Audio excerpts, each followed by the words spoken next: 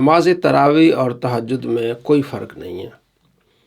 یہ چھڑل چھوڑی ہے شیخ زبیر علی زئی نے، جو انجینئر محمد علی مرزا کے استاذ ہیں اور اہل حدیث کے بہت بڑے عالم ہیں۔ جس طرح مرزا صاحب اس صدی کے سب سے بڑے جھوٹا انسان ہیں، اپنے آپ کو جھوٹا ثابت کرتے ہیں، اسی طرح ان کے استاد بھی اپنے آپ کو جھوٹا ثابت کرتے ہیں۔ یہ میرا پی ایچ ڈی کا مقالہ ہے جو میں نے لکھا ہے، معمول بہ احادیث پر حافظ زبیر علی زئی کے اعتراضات کا تنقیدی جائزہ۔ جو زبیر زئی نے ڈنڈیاں ماری تھی اور حدیث میں تحریف کی تھی، وہ میں نے کھول کے رکھ دی ہے۔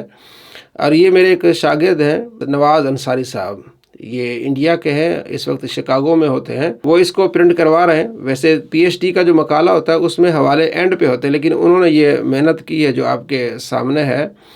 تو اس میں کیا ہے جو میں نے لکھا ہے، اس کی تحقیق کی ہے حافظ زبیر علی زئی صاحب، ان کی کتاب ہے تعداد رکعات قیام رمضان، یہ صفحہ نمبر 17، اس پر لکھتے ہیں کہ تہجد، تراویح اور قیام اللیل، قیام رمضان اور وطر ایک ہی نماز کے مختلف نام ہیں۔ تہجد، تراویح، قیام اللیل، قیام رمضان، وطر ایک ہی نماز کے مختلف نام ہیں۔ یہ صفحہ نمبر 17 پہ لکھ رہے ہیں تعداد رکعات قیام رمضان، اور صفحہ نمبر 18 پہ ایک صفحہ آگے کیا لکھتے ہیں، کہتے ہیں کہ سائل کا سوال صرف قیام رمضان سے متعلق تھا، جس کو تراویح کہتے ہیں۔ تہجد کی نماز کے بارے میں سائل نے سوال ہی نہیں کیا تھا۔ کیسا کمال ہے! اب کہتے ہیں تہجد کے بارے میں سائل نے سوال نہیں کیا تھا، یہ تراویح کے بارے میں تھا۔ بھئی اوپر آپ لکھ کے آئے ہیں کہ تراویح تہجد ایک ہی نماز ہے، اب کہہ رہے کہ نہیں، تراویح اور ہے، تہجد اور ہے۔ سائل نے تراویح کے بارے میں سوال کیا تھا، تہجد کے بارے میں نہیں کیا تھا، لیکن ام المومنین عائشہ رضی اللہ تعالی عنہ نے جواب میں سوال سے زیادہ نبی صلی اللہ تعالیٰ علیہ وآلہ وسلم کی قیام رمضان و غیر رمضان کی تشریح فرما دی۔ آپ خود دیکھ لیں اپنے آپ کو جھوٹا کیسے کرتے ہیں۔ اور اسی بات کا جواب ان کے بڑے جو مولانا ہیں ثناء اللہ صاحب، انہوں نے جواب دیا۔ ایک شخص تھا عبداللہ چکڑالوی، یہ اہل حدیث کا بہت بڑا عالم تھا، وہ منکر حدیث بن گیا، حدیث کا انکار کرنے والا بن گیا۔ تو اس نے بھی یہ بات کہی تھی کہ جناب تہجد تراویح ایک ہی چیز ہے، تو اس کو جواب دیا تھا ثناء اللہ صاحب نے کہ بھی تہجد اس کو کہتے ہیں جو سو کر اٹھیں، پہلے حصے میں، رات کے پہلے حصے میں نماز جو پڑھی جاتی ہے اسے تراویح کہتے ہیں اور قیام اللیل کہتے ہیں، اور جو رات کے آخری حصے میں نماز پڑھی جاتی ہے اسے تہجد کہتے ہیں۔ تو ثناء اللہ صاحب نے اپنی کتاب رسالہ ثنائیہ میں عبداللہ چکڑالوی جو حدیث کا منکر تھا اس کو جواب دیا تھا۔ اب اسی کی نہج پر چلتے ہوئے حافظ زبیر علی زئی نے بھی وہی بات کی، حالانکہ ان کے بڑے یہ بات کر چکے ہیں۔ اور اسی طرح فتاوی علماء حدیث میں موجود ہے کہ تراویح کا وقت عشاء کی نماز کے بعد اول شب کا ہے اور تہجد کا آخر شب کا ہے۔ بس تراویح کا انکار کرتے ہوئے یہاں تک پہنچ گئے۔ اگر تراویح تہجد یہ سارا ایک ہی نماز ہے تو محدثین نے تہجد کے لیے الگ باب باندھے ہیں، تراویح کے لیے الگ باب باندھے ہیں، صلاۃ التراویح اور صلاۃ التہجد یہ الگ الگ باب باندھے ہیں، تو ایک ہی نماز تو الگ باب باندھنے کی ضرورت ہے؟ یہ ساری کیا کرتے ہیں دو نمبری۔ اور حدیث میں کس طرح انہوں نے تحریف کی ہے شیخ زبیر علی زئی نے، آپ ذرا دیکھ لیں۔ ابو سلمہ بن عبد الرحمن نے ام المؤمنین سیدہ عائشہ رضی اللہ تعالیٰ عنہ سے پوچھا کہ رسول اللہ صلی اللہ تعالیٰ علیہ وآلہ وسلم کی رمضان میں رات کی نماز تراویح کیسی ہوئی تھی؟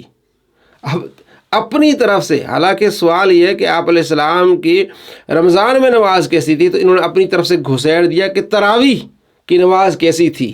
تو یہ آپ تہجد بھی کر سکتے تھے، حالانکہ جو آپ رضی اللہ تعالیٰ نے جواب دیا کہ آپ علیہ السلام چاہے رمضان ہو چاہے غیر رمضان ہو آپ 11 رکعت پڑھتے تھے۔ یہ بخاری میں حدیث ہے 1147۔ اور انہوں نے کس تعداد رکعات قیام رمضان صفحہ نمبر 34 پہ یہ بات کی ہے کہ تراویح کے بارے میں سوال ہے۔ بھئی آپ ایک طرف کہتے ہیں تہجد تراویح ایک ہی بات ہے، تو حضرت عائشہ نے جواب دیا وہ تہجد کے بارے میں تھا۔ 8 پر یہ جو لڑائی کرتے ہیں، یہ 3 رکعت وطر 8 رکعت تراویح کے مانتے ہیں۔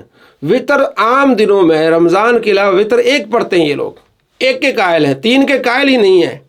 تو رمضان میں آ کے 3 کے قائل ہو جاتے ہیں اور 8 پر آ جاتے ہیں۔ اور ایک اور تعریف میں آپ کو بتاتا ہوں، یہ اسی میرے مقالے پر صفحہ نمبر 271 دیکھ رہے ہیں، اس سے اوپر جو میں آپ کو دکھا رہا ہوں، اس میں اس نے شیخ زبیر زئی نے صحیح روایت کو ضعیف کیسے کیا یہ ذرا آپ دیکھ لیں کہ ان کی کتاب ہے یہی تعداد رکعات قیام رمضان، صفحہ نمبر 31 پہ لکھتے ہیں کہ اس روایت کا ایک راوی علی بن جعد تشیع کے ساتھ مجروح ہے۔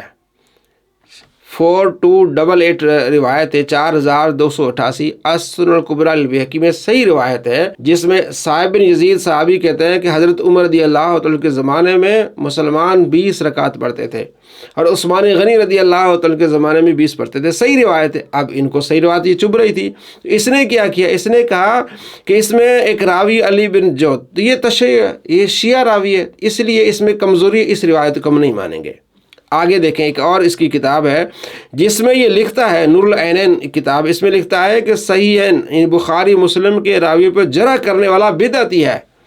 جو بخاری مسلم کے راوی پر جرح کرے کہ یہ شیعہ ہے، وہ بدعتی ہے اور مسلمانوں کی راہ کے خلاف چلنے والا ہے۔ اپنے اوپر خود ہی بدعتی ہونے کا فتویٰ لگا دیا، یہ ان کا حال، اور یہ صحیح روایت ہے۔ امام بہقی رحمۃ اللہ علیہ یہ روایت لے کے اس کا رزلٹ نکالتے ہیں۔ یہ دیکھیں آپ کے سامنے یہ روایت ہے جس میں امام بہقی کیا کہتے ہیں۔